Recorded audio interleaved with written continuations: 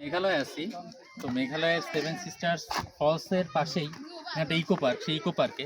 তো সবচেয়ে মজার ব্যাপার হচ্ছে আমরা ডাউকি বর্ডার হয়ে ইন্ডিয়াতে ঢুকেছি। সেখান থেকে আহ, আমরা আসলাম হচ্ছে চেরাপুঞ্জিতে। সেই চেরাপুঞ্জি থেকে এখন আমরা শিলংয়ে যাচ্ছি।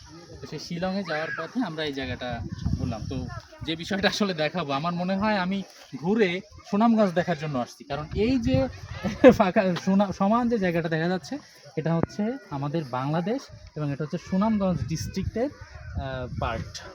হ্যাঁ, তো মনে হচ্ছে যে আমি ভিসা পাসপোর্ট নিয়ে ইন্ডিয়া ঘুরে বাংলাদেশ দেখার জন্য আসছি। আর এটা একটা ফানি ইস্যু।